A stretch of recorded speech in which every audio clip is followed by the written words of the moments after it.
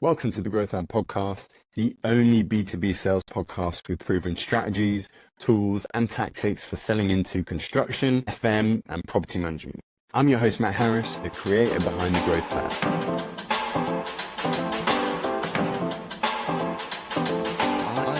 I would say that in my experience, definitely the knowing your client, like having an ideal client to go after is definitely a big stumbling block for a lot of cleaning businesses. I think the pricing element from my experience is very much a race to the bottom. Everyone is trying to be the cheapest quote, and we need to make sure that we submit the cheapest quote because that will ensure that we win the business. I'm going to go out on a limb and say that finding your competitive edge, like your unfair advantage, the thing that separates you from the rest. Yes, you might be offering a cleaning service, but as you mentioned, like what nuances, what sort of unique perspective can you bring to offering that service, which doesn't necessarily have to come from inside the industry. You can, as you mentioned, you can leverage your previous experience. I think that is something that is massively overlooked. A couple of questions from me. When you speak with perhaps startup businesses or people that are looking to start their first business, which out of those three elements is often the biggest hurdle that they need to overcome? The third one, the pricing, because as you say, they tend to fear it's a race for the bottom, and they don't have the confidence yet to charge for what they do. Yeah. And that's why it's so important to go, who's going to value what I can do differently? So say, for example, you've got a background in security for whatever reason. You understand security, but you want to set up a cleaning company, then go, who needs to know they've got a highly vetted and loyal team where confidentiality is key? You go into a law firm, you've got people in there with all sorts of extremely confidential information. So law firms may well value a cleaning company where we're not the cheapest and we don't want to be because we have vetted our people. We absolutely can guarantee the security of your information when our team are in your building. And it's things like that going, what is it I understand? What industry, what background do I have some empathy for? And I can build myself to really appeal to them. And it's not always cheap that they want. There's always going to be some who want cheap, in which case you have to be really good at organization. You've got to be really good at processes and streamlining and systemizing to get prices to their bottom. You look at people like IKEA.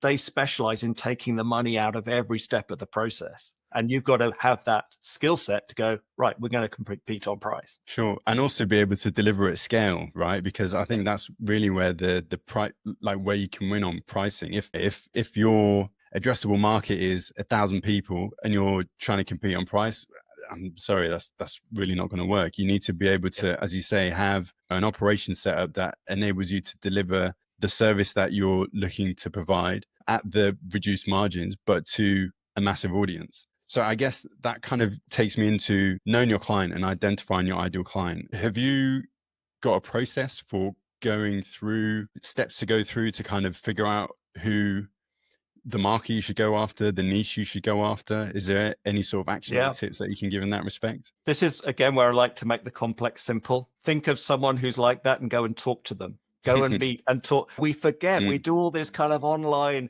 Let's do this. Go and talk to someone. Have a conversation. If their eyes don't light up with what you're suggesting or offering, you don't have to sell to them. You have to go, look, you're in this industry. I'm thinking of setting up a business to do this kind of thing. What do you think? Does it make sense? And if you're saying something that does make sense, you should see their eyes lighting up and going, that's really hard. We struggle to find people who do that. Well, if you get going, maybe we'll change to you. And then you have 10 more conversations like that. That's half your marketing done.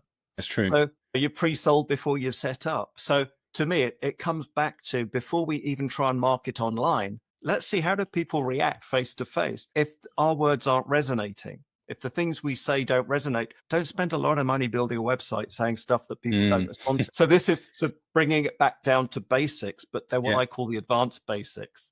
They're the basics, but from someone who's got the expert insight to go, these are the few things that you've really got to get right. So let's go a step beyond that. So I've got an existing business and I've not been focused at all. Yes, I provide a cleaning service, but I'm providing it to a whole different range of sectors. How do I now sort of scale the business back to be able to go, right, we're currently serving 20 sectors, for example.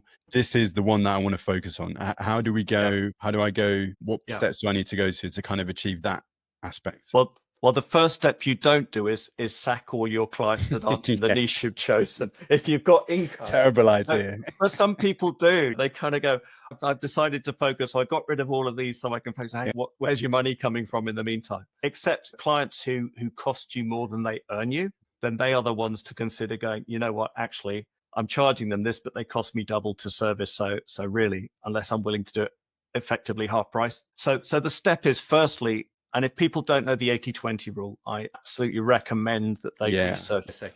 The fundamental is of the 80-20 rule that 20% of what you do delivers 80% of the results you really want. It also means 80% of what you do is kind of a waste of time. So what I'm always suggesting with clients is start to identify the 20% of your customers or clients you've currently got who are you enjoy working with most, you can charge most profitably and value what you're doing. And then go, how do I build from that and try and get a few more? So step by step, we're going, let's get more of those. And as we do, and we can charge more, there's always some churn. We're going to start losing some of those other clients.